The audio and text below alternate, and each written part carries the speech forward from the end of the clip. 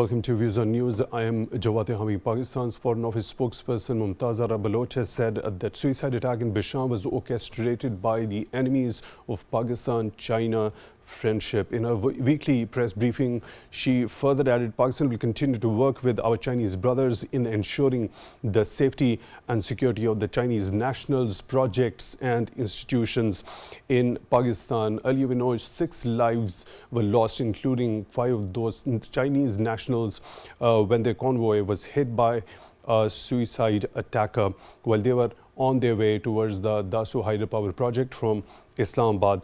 Later on, Prime Minister Shehbaz Sharif chaired a high-level emergency meeting to discuss this whole scenario and also instructed a thorough joint investigation into this particular incident. Also later on, President Asif Ali Zardari and Prime Minister Shehbaz Sharif both visited Chinese embassy to offer condolences to the people and the government of China. Chinese Foreign Ministry came up with a statement and said no attempt to undermine China-Pakistan cooperation will succeed. Also, we have seen Defence Minister Khaja Muhammad Asif has said, let me quote him, that the source of terrorism in Pakistan is in Afghanistan, and despite our efforts, Kabul is not making any progress in that direction, unquote. He went on to say that Pakistan-Afghan border was different from the traditional international borders, and Pakistan will have to enforce all the international laws and traditions on this border, and the traffic of the terrorists will have to be stopped. In another major development, the 15-member United Nations Security Council has also condemned the Bisham terrorist attack and has urged all the United Nations members to actively cooperate with Pakistan and China in apprehending the perpetrators of the Bisham attack. All these important points are for discussion in today's show. For that, we are honored to have been joined in the studio by Mr. Ahsan Hamid Durrani. He is director at the Policy Research Center. Mr. Durrani, thank you very much for your time, for being with us on the show tonight. Really appreciate that. Also on Skype, we are honored to have been joined by Mr. Arshad Yusufzai. He's Afghan affairs expert. Mr. Yusufzai, thank you very much for your time, also for being with us on the show tonight. We really appreciate that. Let me begin with you, Mr. Durrani. By looking at this particular statement during her weekly press briefing, Mumtazara Baloch has said that this particular Bisham suicide attack was orchestrated by the enemies of Pakistan-China friendship. Your analysis, who are the enemies and who want to hit this particular strength of the Pakistan-China friendship? I think the enemies of Pakistan are those who don't want Pakistan and China to collaborate on developing the China-Pakistan Economic Corridor, which is the flagship project of the Belt and Road Initiative. And the enemies of Pakistan are those groups or those factions who do not want to see Pakistan prosper economically and on the socio-economic landscape. I think it's very clear that the evidence, all the the evidence point towards one group, and that is the TTP, because they have not claimed the attack. We know that, we understand, but they won't claim such attacks for the fear of repercussions from the Afghan Taliban, because China is a very important partner of Afghanistan right now, and is investing heavily into Afghanistan's mineral sector and infrastructure development sector. So they won't, they will avoid this, plausible deniability. But all the evidence points towards TTP. So this is a very important point that you just made, just because of the fear of the kind of repercussions they will have to face as far as the Afghan Taliban reaction towards them is concerned after such an attack, because of the collaboration that is going on between the Afghan authorities and the TTP. Yeah. And the TTP. So, I mean, but at the end of the day, it has to be ascertained for a fact that who was actually behind this. And both Pakistani authorities and the Chinese authorities are going to work together in order to ascertain for the fact that who was behind it. Once found that it was their hand, the TTP's hand behind it, so aren't there going to be repercussions later on the part of the Afghan Taliban towards them? Well, of course there will be. And the Chinese usually, they are not in the habit of condemning such groups or even countries or partners in public domain. They do it behind closed doors. And I'm sure when there is sufficient evidence, and I'm sure the authorities are working on that, that establish the hard fact. And let me remind you, back in 2022 when a similar attack was done in Dasu on the Chinese engineers, in which 11 Chinese engineers lost their lives, back then TTP did not claim that attack till the end. It was the Pakistani authorities that that found the evidence of TTP's involvement and shared those evidence not with just with Chinese but also with the Afghan Taliban authorities. So this is the similar sequence of such attacks where they are targeting, because they know that it is our sensitivity. This is the most sensitive target that you can do, and that is attacking Chinese citizens and Chinese workers in Pakistan. Because last time when such attack happened, the Chinese workers stopped, for security reasons, they have stopped working on those projects. So they are trying to do the same thing here. But I think the burden or the onus lies on the Afghan authorities now, because if they want to see partnership, because they have been ambitious about extending CPEC to Afghanistan, if this is their ambition, I think then they need some actionable steps against the TTP on their soil. I'll take your detailed view regarding as to what is required from the Afghan Taliban. A number of times discussed as to their responsibility as per the international commitment.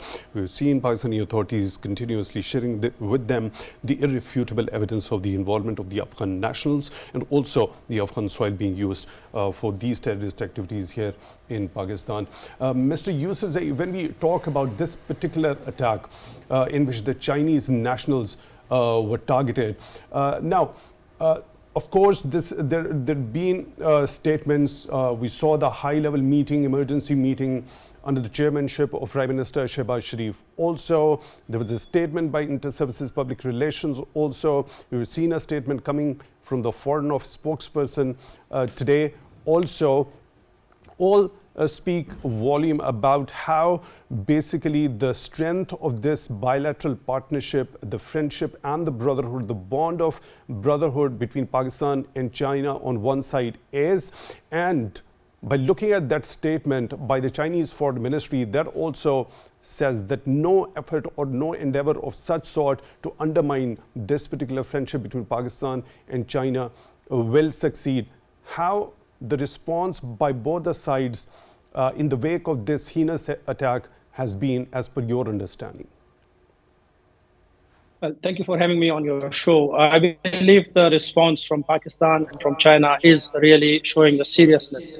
Prime Minister and President Zardari going to see the Chinese at the embassy, and then the meeting that you mentioned where all the important people were there, all the stakeholders of Pakistan were there. This shows the sincerity of Pakistan and the seriousness that this attack has caused in Pakistan. Also, if we look at the other side, that is the Security Council, which has not just condemned, but also called for a collaboration on unearthing the evidences or whoever was behind this attack and collaborating to counter such attacks in the future, shows that the world has taken this seriously. And if it were only for Pakistan to issue statements, the Foreign Office or the Prime Minister's office, it wouldn't have done much. But right now we can see that the Chinese sincerity or seriousness and also Pakistan's seriousness will have its pressure on Afghanistan, because just like my colleague mentioned earlier, the fingers will be pointed towards those who are harboring or at least sheltering terrorists in their country, on their soil. With or without any capacity to counter those elements, Afghanistan has been lacking on helping Pakistan in countering this issue. Although we have our border management and everything, but that hasn't helped. So I believe that all the seriousness is there, and that Pakistan and China will dig deep to find out who was behind this attack, and then we can see in future what is going to happen in response.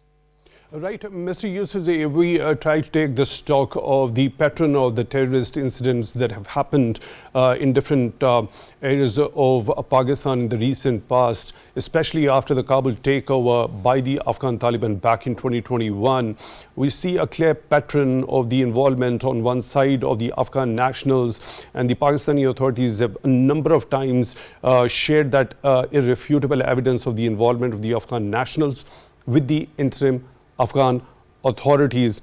on the other side, we have also seen a pattern of the state sponsorship of terrorism that is being perpetrated by India, of which irrefutable evidence on a number of occasions has been shared with the international community. Most recently, we saw a very important pressure on the part of the Foreign Secretary of Pakistan also clearly telling that it was India's involvement in specifying the individuals on the Pakistani soil. So if we try to identify by looking at this statement that's come from Foreign Office today, aren't these the major enemies who are trying to hit the very strength and that very enduring bond between Pakistan and China? Well, I think we cannot limit it, the enemies of Pakistan or the enemies of peace and stability and prosperity in Pakistan to just two countries or our neighbors. With or without evidences, again, I would say that there would be many elements, regional powers or international powers, who, while seeing Pakistan politically unstable and financially weak, could find or see as an opportunity to destabilize the best of the best Pakistanis, try to hurt us most. This attack is evidence. The attacks in Balochistan are evidence that Pakistan is right now facing serious problems and serious security threats from its enemies, whoever they may be. I believe alone Pakistan was seen as weak and incompetent politically and diplomatically on the world stage. But since this has hurt China as well, and with the seriousness of Chinese officials, the way China is going to take it on international forum, Pakistan would again have its say on the United Nations Security Council and elsewhere. So I think we cannot just limit our enemies or people or states or actors who want to destabilize us to two countries or to our neighbors. Could be more. Let me proceed with the discussion. Mr. Yusufzai, I'll come back to you. Mr. Durrani, when we talk about that larger interest, the enemies of Pakistan, who benefits the most when they target the flagship project, China-Pakistan Economic Corridor, of that very gigantic and a visionary project by China, the Belt and Road Initiative? Well, I think there is a regional and global competition, and it is evident in every part of the world, and BRI is a challenge to that competition. Of course, I think we have seen in the past that TTP has acted as a freelance mercenary force and has been used by our neighbors India on multiple occasions. We have seen that in the times when APS incidents like APS happened, and our authorities have provided dossier full of evidence to the international community of India's involvement. And we have seen people like Kulbhushan Yadav meddling in the affairs of Balochistan through terrorist factions like BLA. So of course there is India will be severely hurt with the success of CPEC. CPEC has a huge economic potential, not just for Pakistan and not just for China, but the whole region, since it's a flagship. And let me tell you that Chinese pay a lot of attention, and they take CPEC very seriously, because the success of CPEC means the success of BRI. Its success will be showcased as as an international success by China to other countries to adopt this model of connectivity, economic connectivity. So I think we cannot rule out the possibility of Indian involvement in such attacks, because at the end of the day, what the organization like TTP is, it does not have an ideology.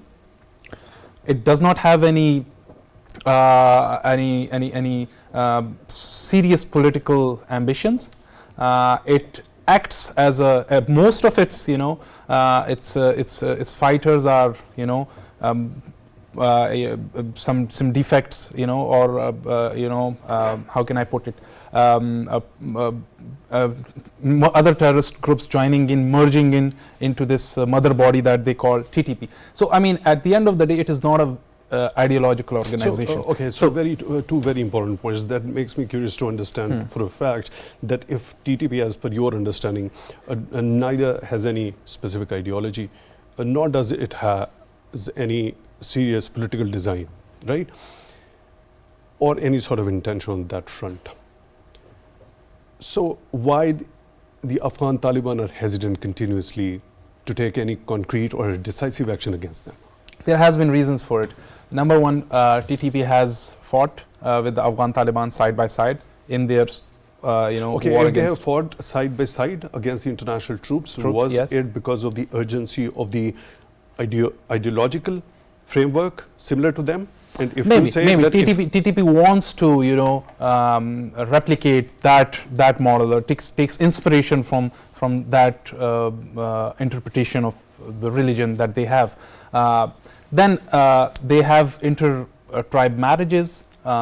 They belong from, majority of them belong from the same ethnic group. They have economic ties with each other. They have shared business ties with each other. And right now, what we are seeing, the cooperation or the collaboration between TTP and Afghan Taliban, which we are not seeing, which the UN Security Council's analytical report has said, and they have provided evidence of that TTP is being financially supported by Afghan Taliban, so much so that the TTP chief Nur Wali Masood is being paid $55,000 per month as a stipend by the Afghan Taliban. So I mean, the cooperation is very deep. We cannot even imagine that here. They are very much intertwined with each other. The TTP chief has a bath on the hands of the Afghan Taliban chief, Habibatullah Akhundzada. So the cooperation is very deep. What we need to understand is that how we need to pressurize the Taliban to not to break that cooperation. They can have that cooperation, but not use that cooperation against Pakistan. They can keep them in Afghanistan if they want to. They can give them money, but in order to stop cross-border terrorism, that's what we need actions for. So the cooperation is very deep, and no matter how much pressure that we put, they are not going to break away from TTP. But what we can make sure is that we can stop the cross-border terrorism. There are a number of measures which have been suggested by the Defence Minister Khaja Mohammad Asif also regarding enhancing the border security and the management over there, with the implementation and imposition of international law, traditionally the way it is imposed. Let me take that very point that you already highlighted as to the dynamics between the banned Taliban Pakistan and the Afghan Taliban. Mr. Yusufzai, you would have definitely heard the kind of the points highlighted by Mr. Durrani just a couple of moments before. What's your understanding as to the dynamics, as to the interplay of the relations between the TTP and Afghan Taliban is concerned? Well, I think there are other factors as well. And just like Mr. Durrani mentioned, the two sides or the two forces fought together against the international forces in Afghanistan. So it's about 20, 25 years old collaboration or friendship. We can also think of when Afghan Taliban were hiding in Pakistan's tribal belt, that is Waziristan and elsewhere, the TTP did not had any issues with them. In fact, they would shelter them or provide them security at times. So that is also what now the TTP is getting repaid in response by Afghan Taliban, that they're not getting attacked. Other than that, although the Afghan Taliban mentioned that according to the Sharia, as per their interpretation, they cannot force anyone out of their country, and whoever has any issues with their countries, they need to sit and resolve those.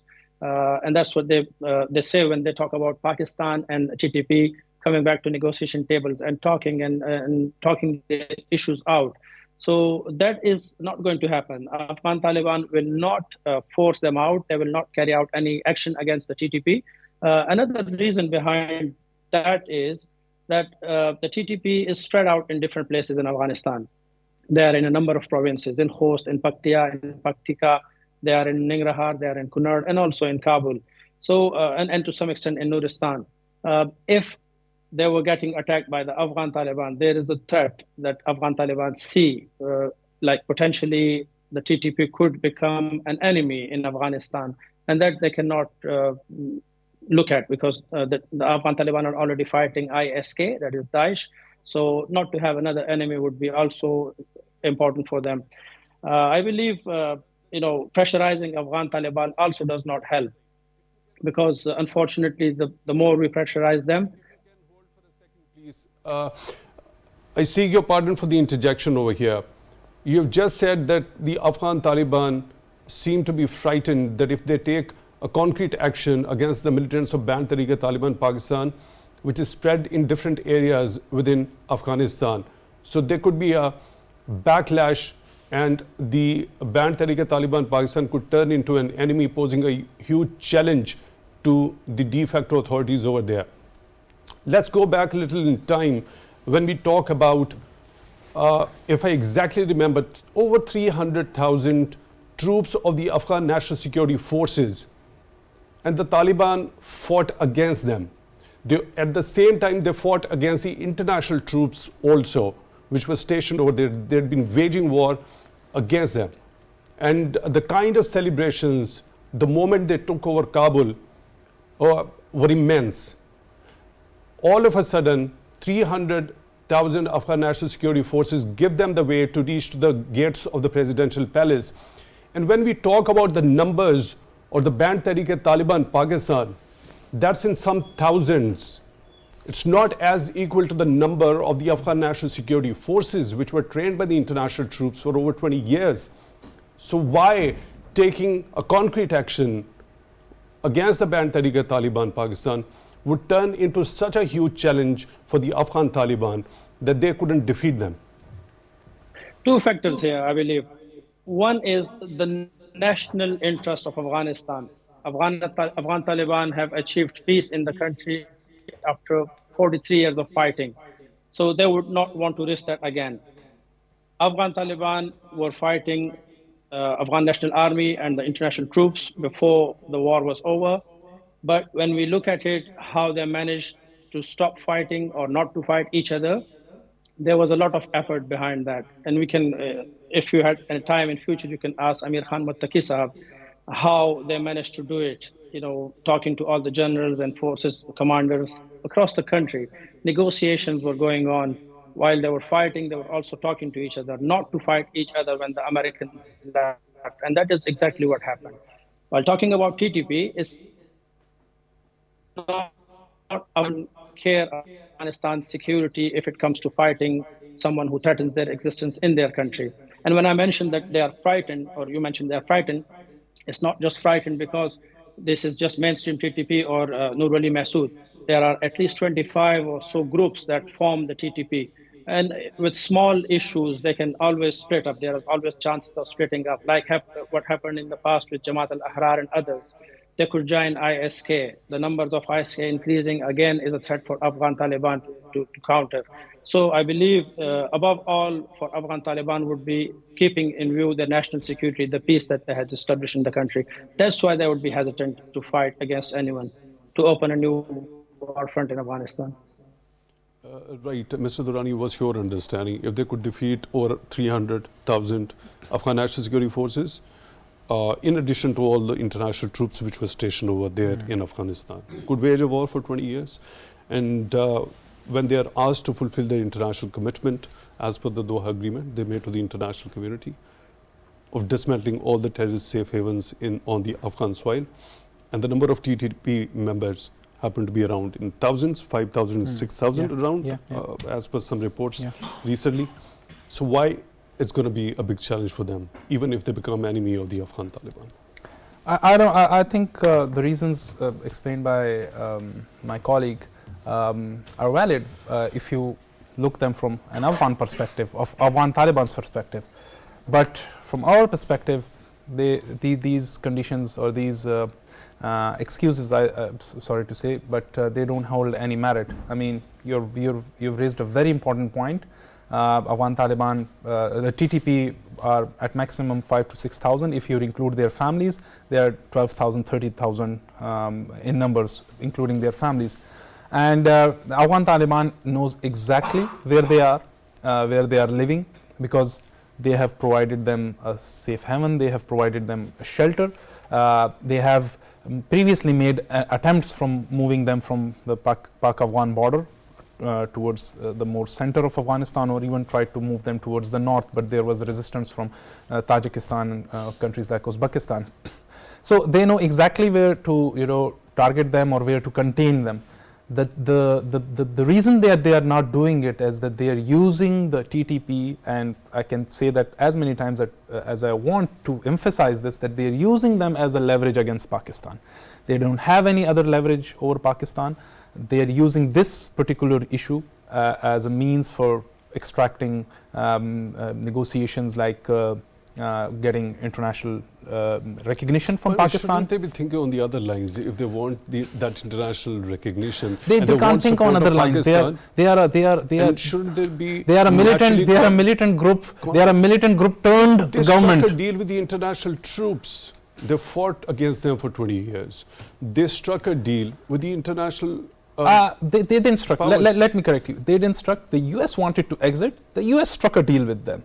Because they were a dominant group, they were militarily powerful, and we have to recognize that they are a very powerful military group. Their military tactics are formidable, and they have proved them by fighting 20 years against. The US wanted to exit, and they hastily struck the deal with them, going against the back of the Ghani administration, releasing 5,000 more prisoners back at that time. So it was the US which struck the deal. If the US wanted to, stay there, they could have stayed longer, and the Afghan Taliban could not have done anything about that. It would have carried on, but it was because they wanted to move out of Afghanistan, focus more on China. So that is what happened. So I mean, they're simply using this as a so leverage. What I understand from your take is the mindset. If I may add a point.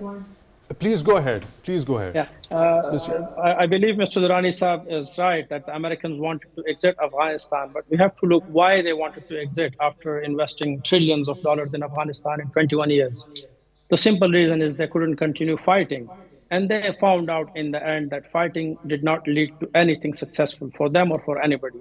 I believe that's the case in here right now. If we talk about Afghan Taliban not being able to or not wanting to counter or deal with the TTP, when you sit with them in their private meetings, you get to hear that while Afghan Taliban were hiding in here, Pakistan was not doing anything against them on demands of the Afghan government.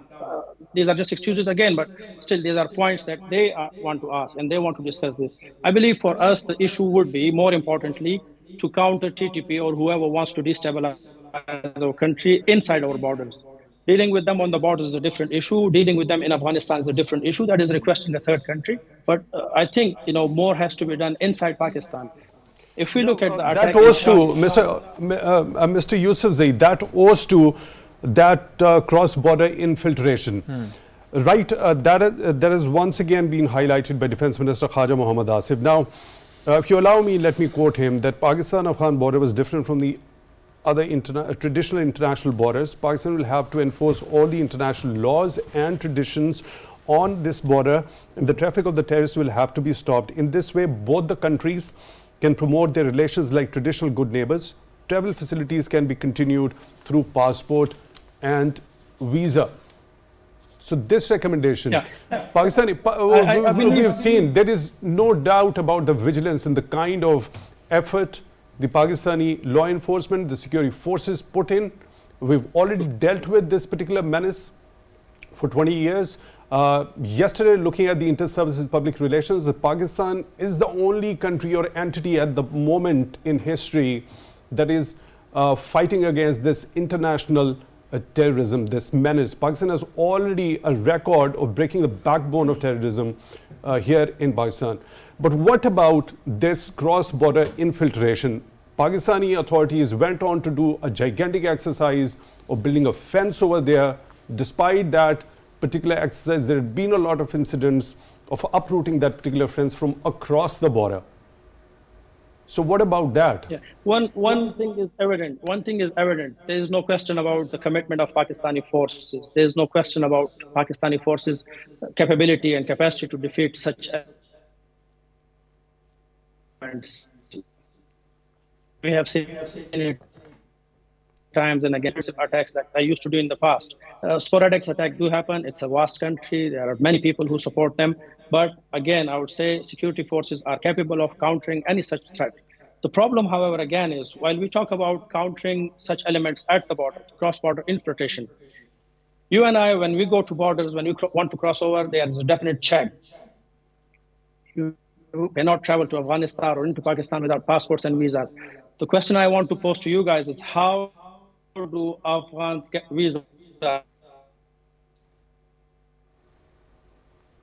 Unfortunately, there is a distortion. We're going to check for that. This is a serious threat to the first. Your voice was completely lost. Unfortunately, there is a little bit of distortion.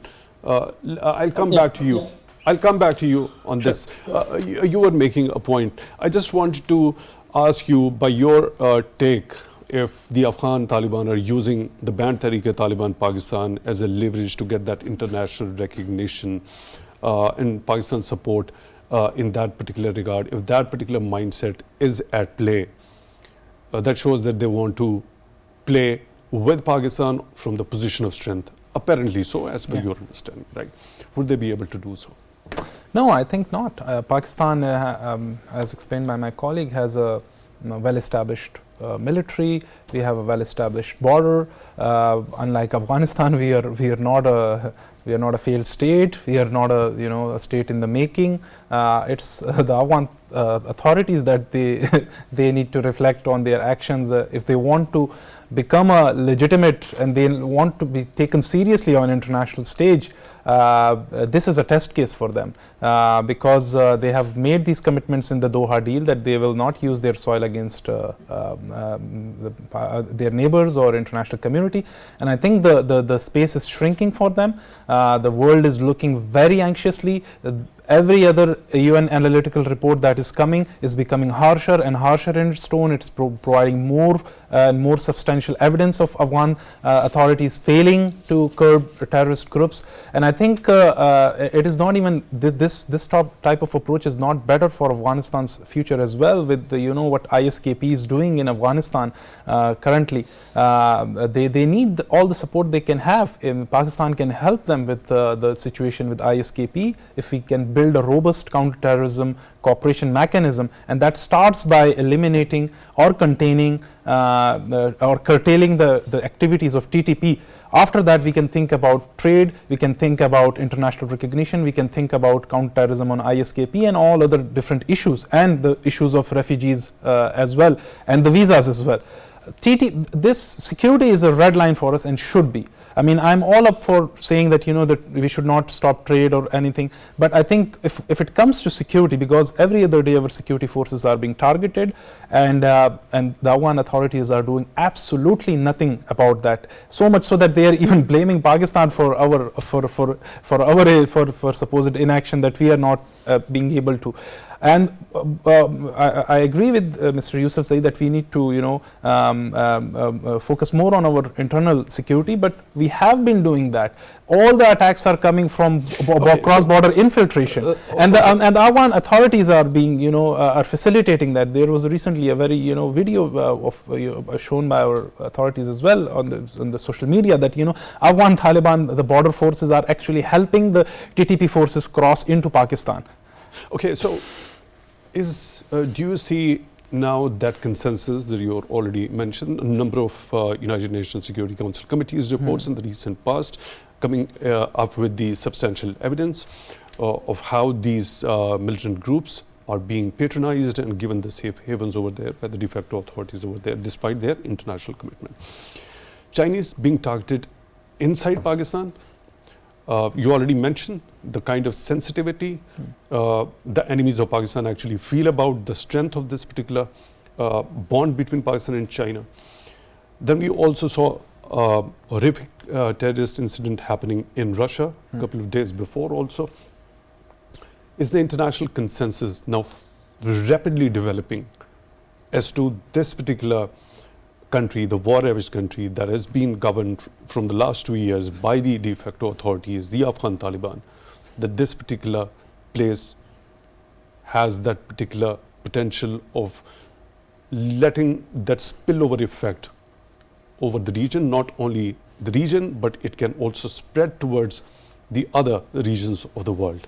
So in that sort of an understanding, if that consensus is being rapidly developed among the international community, what are the ways forward? We've seen Pakistan as a last resort had to target the militant hideouts within Afghanistan's territory, despite Pakistan already sharing with them, asking them to take some concrete action. They didn't take. Pakistan had to go to that particular point as an option of last resort.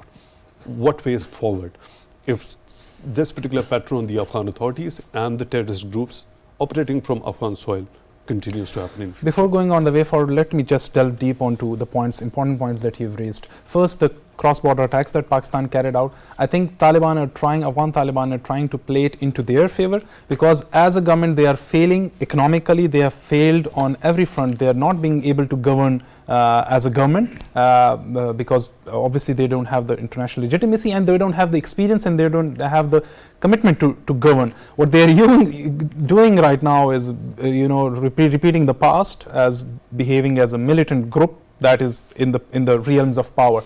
So I think they are using these attacks, saying that innocent citizens were being killed in Afghanistan by these Pakistani attacks, which were not, obviously, but they are using that as a political tool and to gain sympathies from their masses. This is what usually governments do. Secondly, a very important point on how the international community sees the repercussions of the spillover effect of the situation in Afghanistan. You have seen that France has raised its security level from the threat of ISKP. US Homeland Security departments have been issuing advisories and publishing reports on how ISKP can be a potential threat, even more potent than Al Qaeda, and has global ambitions as well. Then we have seen the attacks in Moscow claimed by the ISKP. The international community now wants Afghan Taliban and the de facto Afghan authorities to focus on its efforts on ISKP, and they are willing to pool in resources and support for that.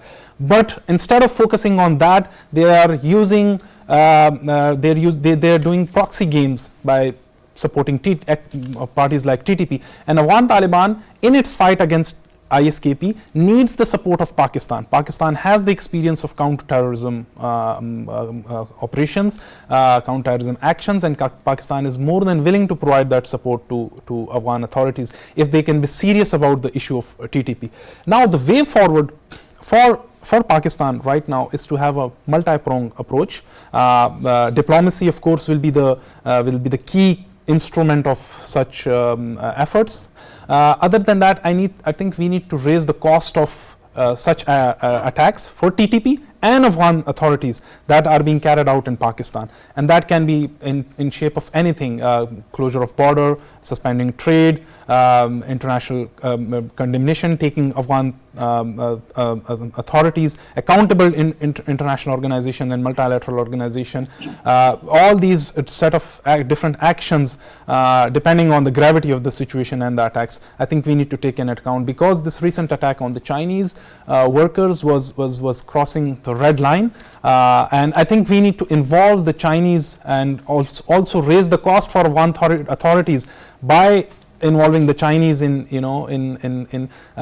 telling and persuading them that the projects like extending CPEC to Afghanistan will have to wait until they take some actionable steps against TTP and make sure that their soil is not being used against neighbors, especially Chinese as well. Increasing the cost. Let me take this point to Mr. Yusufzai. Mr. Yusufzai, increasing the cost for the Band Tehrik-e-Taliban Pakistan and the Afghan authorities, as suggested by Mr. Durrani.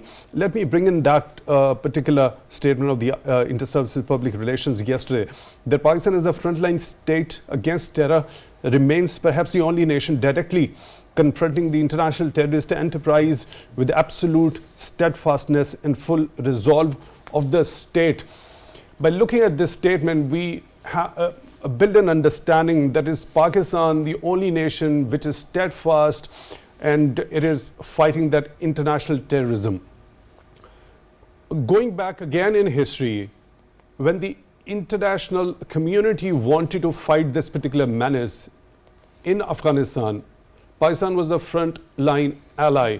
Now, when Pakistan needs the support of the international community, we have seen statements coming from a number of countries, particularly when we talk about the United States of America. What could be expected from the United States of America at this particular point in history when Pakistan needs that international support to go decisively against this menace once again? And thank you. I believe Mr. Durrani pointed to these issues rightly so. And if we look at it in detail, right now it's just Pakistan that is getting hurt, that is bleeding. Terrorist attacks are happening in here. No one in the West is facing these issues anymore. Or the Western forces are not in Afghanistan to face these things right in front.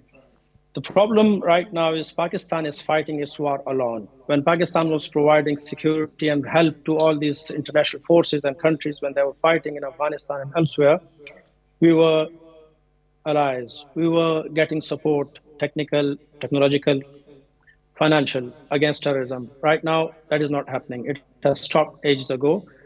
But this attack on Chinese national has once again, at least the bright side is given us a friend who can put up their voice together on international forum to support our cause.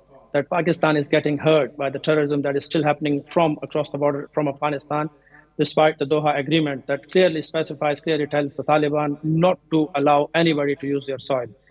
I think the international community has to come to our assistance one way or the other, because today it is just Pakistan getting hurt. It is happening in our neighbors in Russia. It might happen in Europe and the US in the future.